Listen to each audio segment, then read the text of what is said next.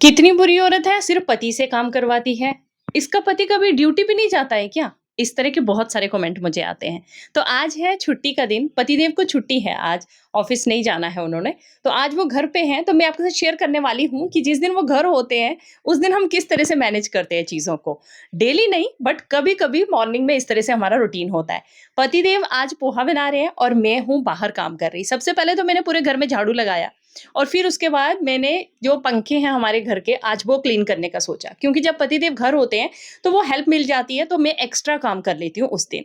तो पंखे इतने ज़्यादा काले हुए हुए थे, बहुत ज़्यादा गंदे हो गए थे, तो मुझे लग रहा था कि इनको अब क्लीन कर देना चाहिए। तो मैंने यहाँ पे पूरे पंखे जो हमारे घर के हैं सभी को मैंने इसी तरह से चढ़ के ऊपर और क्लीन किया। डर लग रहा था कि कहीं मैं गिर ना जाऊँ। मतलब पहले-पहले हम तो ऐसे कूद के पेड़ों पे चढ़ जाते थे, बट अब वो बात नहीं रही है। अब तो कुर्सी में भी चढ़ने से ऐसा लगता है कहीं गिर ना जाए कुर्सी साइड पे। तो बाहर इतना अच्छा मौसम है, पेड़ इतने अच्छे से मतलब हवा चल रही है, बहुत मज़ा आ रहा था बाहर देख के। अंदर काम करो, बाहर एकदम से पेड़ इतने अच्छे से हवा चल रही होती है, बड़ा अच्छा लगता है। छोटी बेटी मेरी अपना एन्जॉय कर रही थी, बड़ी वाली स्कूल गई हुई है और आज पतिदेव ने को ऑफ था, तो इसीलिए आज वो घर पर हैं। तो अभी वो पोहा बना रहे थे, बस उनका अपना पोहा बनाने का काम चल रहा था, तो उनको थोड़ी-सी चीनी चाहिए थी, तो मैंने सोचा चलिए मैं चीनी ला के दे देती हूँ।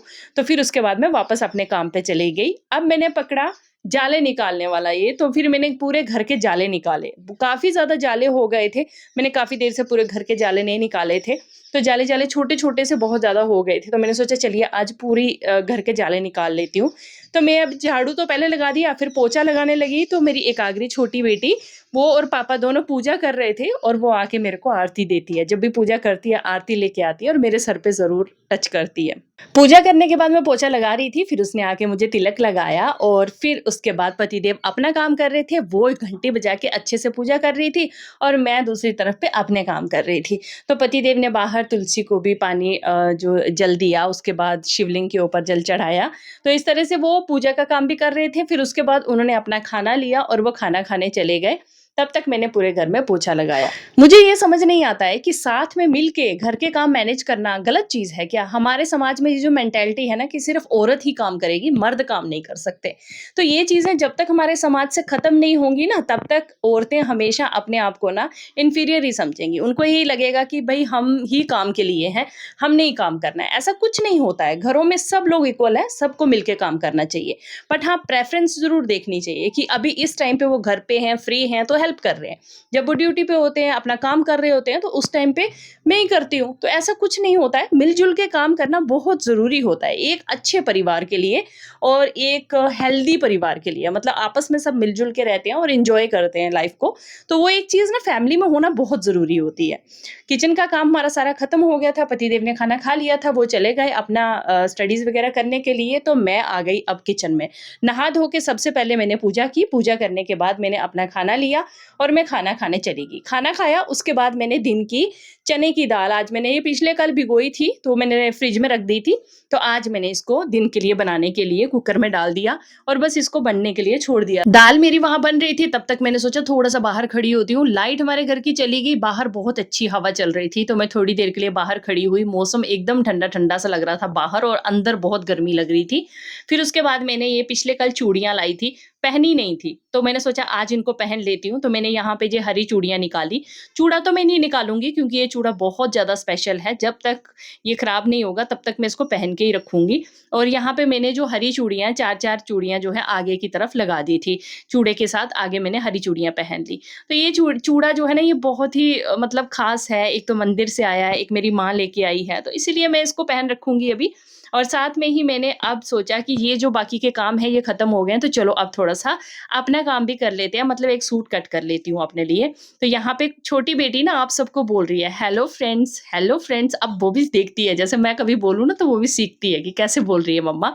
तो यहाँ पे ये कपड़ा मैंने लिया और मैं उसको बोल रही थी, मैंने कहा आप साइड पे हो जाओ, तो फिर वो सैड हो गई थी, तो फिर मैंने उसको लाडू किया थोड़ा-सा, फिर वो खुश हो गई, उसके बाद वो चली गई अपना काम करने के लिए।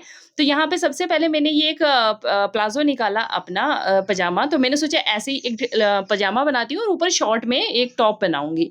लेकिन फिर मुझे लगा कि नहीं, मैं इस कपड़े की ना चौड़ाई काफ़ी ज़्यादा थी, तो मैंने सोचा कि इसकी मैं फ्रॉक बनाती हूँ, लॉन्ग में फ्रॉक अच्छी लगेगी।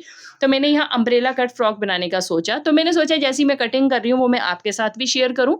तो यहाँ पे सबसे पहले तो हम इस कपड़े को डबल में करेंगे, फिर एक कॉर्नर पकड़ के इसको इस तरह फोल्ड कर देंगे। फोल्ड करने के बाद हमने कमर का जितना हमारा होता है, जितना हमारी जैसे 40 इंच अगर हमारी कमर है तो हम उसी हिसाब से मेजरमेंट लेते हैं। तो यहाँ पे 40 के डिवाइडेड बाई हम 4 से करेंगे तो 10 आ जाएगा। तो हमने 10 के हिसाब से देखना है कि 10 कहाँ पे आ रहा है, उसी हिसाब से हम यहाँ पे निशान लगाते हैं।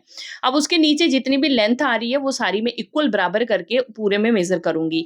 बिल्कुल टॉप से मतलब जो कोना है वहां से हमने ये मेजर करनी है और बराबर पूरे में हमने सेम सेम लेंथ जो है उसको मेजर करके और इसको हमने कट कर लेना है। तो यहाँ पे ये मैंने इसकी कटिंग कर ली थी। और तो यहाँ पे मैं आपको इसको थोड़ा सा दूर से बता रही हूँ। तो देखिए इस तरह से ये मैंने नीचे से कट किया और हमने ये जो कमर का पोर्शन है उसको इस तरह से कट किया है। अब इसकी मेजरमेंट बिल्कुल सिंपल है। जैसे 40 इंच है ना, तो आपने जो कोना है वहां से 12-12 इंच पे मेजर करना है और बस इस तरह से उसको कट कर देना है। 12-12 इंच पे मैंने उस कोने से मेजर करके कमर निकाल दी थी। तो 40 इंच पे मेरी इतनी निकली है और उसको मैंने कट करके मतलब नीचे का पोर्शन कट कर लिया था, लेकिन चोली कट करने लगी, इतनी गर्मी लग रही थी, मैंने सोचा नहीं पहले मैं खाना बना लेती हूँ उसके बाद बाकी काम करेंगे।